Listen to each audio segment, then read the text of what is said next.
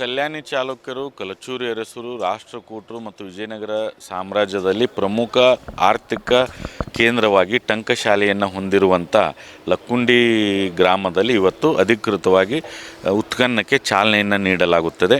T M ಕೇಶವರ ಒಂದು ನಿರ್ದೇಶನದಲ್ಲಿ doctor R ಶೇಜೇಶ್ವರ ಅವರ ಒಂದು ಕೋ ನಿರ್ದೇಶಕತ್ವದಲ್ಲಿ ಈ ಒಂದು ಉತ್ಖನನ ನಡೀತಾ ಇದೆ. ಏನು ಅಂತಂದರೆ ಇವತ್ತು ಅಚ್ಚಪ್ಪನ ಬೈಲು ಅಂತ ಏನು ಕರಿತೀವಿ ಹಿಂದಿನ ಟಂಕಶಾಲೆ, ಅದು ಕೇವಲ 60ರಿಂದ 70 ಮೀಟರ್ ಮಾತ್ರ ದೂರ ಇದೆ. ಮೊನ್ನೇನು ಪ್ರಜ್ವಲ್ ರೀತಿ ಅನ್ನುವಂಥ ಬಾಲಕನಿಗೆ ನಿಧಿ ಸಿಕ್ತು, ಆ ಪ್ರದೇಶವೂ ಸಹಿತವಾಗಿ ಕೇವಲ 200ರಿಂದ 250 ಮೀಟರ್ ಮಾತ್ರ ದೂರದಲ್ಲಿದೆ. ಹಾಗಾಗಿ ಇವತ್ತು ಇತಿಹಾಸ ತಜ್ಞರು ಮತ್ತು ಸ್ಥಳೀಯರು ಹೇಳುವ ಹಾಗೆ ಈ ಒಂದು ಕೋಟೆ ವೀರಭದ್ರೇಶ್ವರ ದೇವಸ್ಥಾನ ಮತ್ತು ಸಿದ್ರಬಾವಿ ಮಧ್ಯದಲ್ಲಿ ಅವಶೇಷಗಳಿದ್ದಾವೆ ಅನ್ನುವಂಥದ್ದು. ಅದರ ಜೊತೆಗೆ ಇದರ ಅಕ್ಕಪಕ್ಕದಲ್ಲಿಯೇ ಕೋಟೆಗೋಡೆ ಇರುವುದರಿಂದ ಈ ಕಟ್ಟಡವನ್ನು ನೆಲಸಮಗೊಳಿಸ್ತಾ ಇರುವುದರಿಂದ ಅದರ ತಳಪಾಯದಲ್ಲಿಯೂ ಸಹಿತವಾಗಿ ನಮಗೆ ಅವಶೇಷಗಳು ಸಿಗಬಹುದು ಅನ್ನುವಂಥ ವಿಶ್ವಾಸ ನಮ್ಮಲ್ಲಿ ಇದೆ. ಒಟ್ಟು ನಾವು ಅಧಿಕೃತವಾಗಿ ಕೇಂದ್ರ ಸರ್ಕಾರ ನಮಗೆ ಅನುಮತಿ ಕೊಟ್ಟಿದ್ದು 33 ಫೀಟು ಇಂಟು 33 ಫೀಟು.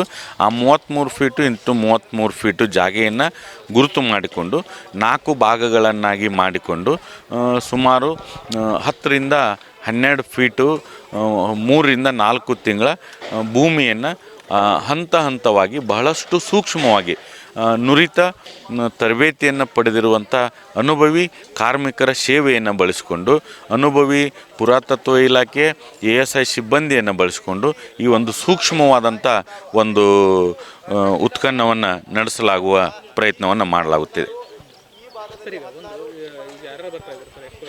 ಈಗ ಆಲ್ರೆಡಿ ಡಾಕ್ಟರ್ ಆರ್ ಶೇಜೇಶ್ವರ್ ಅವರು ಬಂದಿದ್ದಾರೆ, ಆಮ್ಯಾಗ ಮಂಜನಾಯ್ಕ್ ಅಂತೆ ಸಹಾಯಕ ನಿರ್ದೇಶಕರು ಬಂದಿದ್ದಾರೆ, ಸೂಪರ್ವೈಸರ್ಸ್ ಎಲ್ಲ ಬಂದಿದ್ದಾರೆ. ಕಾರ್ಮಿಕರು ಬೆಳಗ್ಗೆ 8 ಗಂಟೆಗೆ, ಪುರುಷ ಕಾರ್ಮಿಕರು ಮತ್ತು ಮಹಿಳಾ ಕಾರ್ಮಿಕರು ಬೆಳಗ್ಗೆ 8 ಗಂಟೆಗೆ ಬಂದು ಸ್ವಚ್ಛತಾ ಕಾರ್ಯವನ್ನು ಪ್ರಾರಂಭ ಮಾಡಿದ್ದಾರೆ. ಅದರ ಜೊತೆಗೆ ಮಾನ್ಯ ಜಿಲ್ಲಾಧಿಕಾರಿಗಳು ಮತ್ತು ಪೊಲೀಸ್ ವರಿಷ್ಠಾಧಿಕಾರಿಗಳು 10:30-11 ಗಂಟೆಗೆ ಬರುವವರಿದ್ದಾರೆ.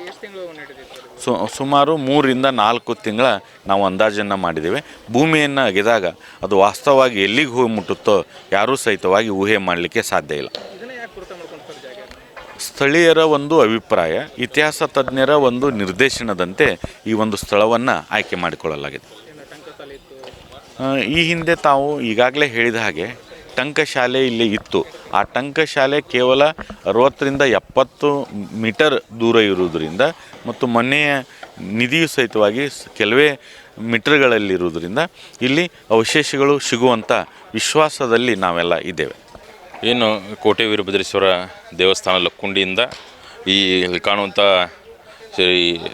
ಸಿದ್ಧರಬಾವಿ ಅಂತ ಏನು ಇಲ್ಲಿ ಬಾವಿ ಇದೆ, ಈ ಬಾವಿಯಿಂದ ಆ ದೇವಸ್ಥಾನಕ್ಕೆ ಕನೆಕ್ಟ್ ಇದೆ ಅಂತೇಳಿ ಎಲ್ಲ ಹಿರಿಯರು ಹೇಳ್ತಾ ಇದ್ದಾರೆ. ಆ ಒಂದು ನೆಪವನ್ನು ಇಟ್ಕೊಂಡು ನಾವು ಉತ್ಖನನವನ್ನು ಮಾಡ್ತಾಯಿದ್ದೀವಿ. ಇದು ಕೇವಲ ಈಗ 2002ರಲ್ಲಿ ಉತ್ಖನನ ಆಗಿತ್ತು, ಮಾನ್ಯ H.K. ಪಾಟೀಲ್ ಸಾಹೇಬರು ಜಲಸಂಪನ್ಮೂಲ ಸಚಿವರಿದ್ದಾಗ. ಈಗ ಏನೈತಿ ಅವರು ಪ್ರವಾಸೋದ್ಯಮ ಸಚಿವರಾಗಿಂದ ಪ್ರಥಮ ಉತ್ಖನನ. ಸುಮಾರು ನಮ್ಮ ತಿಳುವಳಿಕೆ ಪ್ರಕಾರ ಸುಮಾರು 10-15 ಸ್ಥಳಗಳಲ್ಲಿ ಉತ್ಖನನ ನಮ್ಗೆ ಹಿರಿಯರು ಹೇಳಿದ್ದು. ಅದನ್ನು ಈ ವರ್ಷದಲ್ಲಿ 20-26 ಇಸ್ವಿಯಲ್ಲಿ ನಾವೇನು 10-15 ಕಡೆ ಏನು ಉತ್ಖನನ ಮಾಡಬೇಕಂತ ಮಾಡಿದ್ದೀವಿ, ಅವ್ನು ಟ್ರಯಲ್ ಟಂಚ್ ಎಲ್ಲ ಕಡೆ ಮಾಡಿ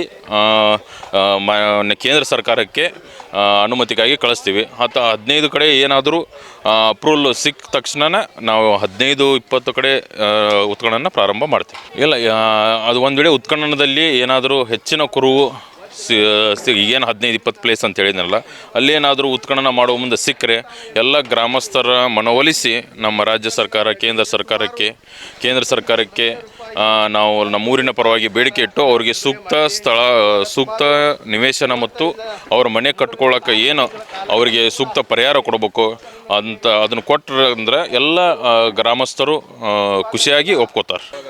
ಸರ್ಕಾರ ಮಟ್ಟದಲ್ಲಿ ಇನ್ನೂ ಚಿಂತನೆ ಅಂದ್ರೇನು, ಈಗೇನು ಉತ್ಖನನದ ಮೇಲೆ ಮುಂದಿನ ಚಿಂತನೆ.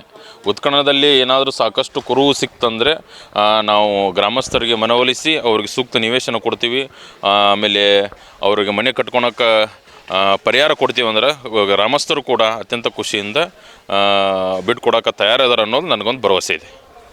ನಿರ್ಭೀತ, ನಿಷ್ಪಕ್ಷಪಾತ, ವಿಶ್ವಾಸಾರ್ಹ ಸುದ್ದಿಗಳಿಗೆ ಮತ್ತೊಂದು ಹೆಸರಾಗಿರುವಂತ News18 ಕನ್ನಡ ಈಗ ಆಪ್ನಲ್ಲೂ ಲಭ್ಯವಿದೆ. ದಯವಿಟ್ಟು ಇಲ್ಲಿರುವಂತ QR ಕೋಡ್ ಸ್ಕ್ಯಾನ್ ಮಾಡಿಕೊಂಡು ಆಪ್ ಡೌನ್ಲೋಡ್ ಮಾಡೋದಕ್ಕೆ ಮರಿಬೇಡಿ. ನಿಮ್ಮ ಬೆಂಬಲ ಹೀಗೆ ಸದಾ ನಮ್ಮೊಂದಿಗಿರಲಿ. ಧನ್ಯವಾದ.